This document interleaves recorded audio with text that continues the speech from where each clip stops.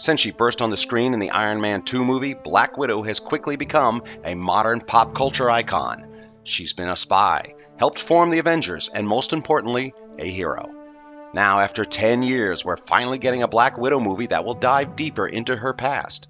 But what about her comic book origins? The Black Widow was trained as a spy at a very young age in the KGB's Red Room program.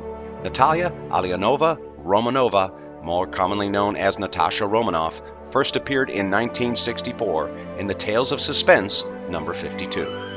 Created by writer Stan Lee and artist Don Heck, she was a Cold War villain who would go up against Iron Man. Originally, she didn't have a costume, just charm, sex appeal, and espionage skills.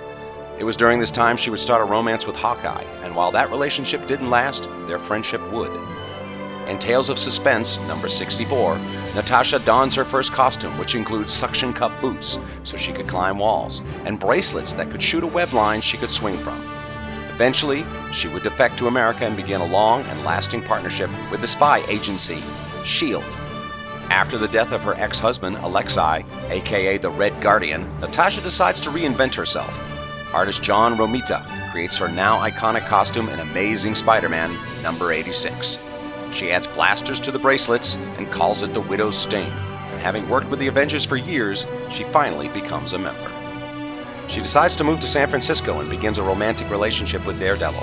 When their relationship ends, Daredevil moves back to New York, and the Black Widow moves to Los Angeles, where she started up the super team, the Champions, along with Hercules, Angel, Iceman, and Ghost Rider. After the breakup of the Champions, Natasha returns to spy for S.H.I.E.L.D. and continues her adventuring. She also continues to work with Daredevil, and she rejoins the Avengers, eventually becoming the team's leader. But her past comes calling back. She finds herself as a target of the Red Room's latest graduate, Yelena Belova, the new Black Widow. Belova wants to take the title of Black Widow and prove she's the best by killing Natasha.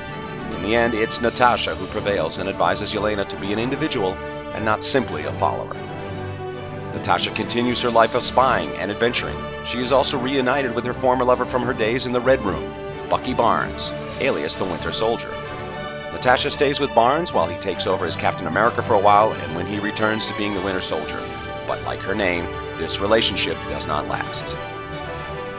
During the Secret Empire storyline, Natasha is killed in battle.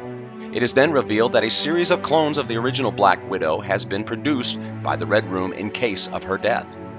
One clone, true to Natasha's nature, rebelled against her superiors and worked to bring down the Red Room. She ends up assuming the identity of Natasha. Though the original has died, the clone is trying to live up to the legacy of the Black Widow and even become a member of the Avengers. Time will see what the future has in store for the Black Widow. Hey, thanks for watching. Make sure you hit that subscribe button to know when the next video is live. And check out below to see where you can find us on the web. The Fanboy Factor. Comics, toys, movies. What's your factor?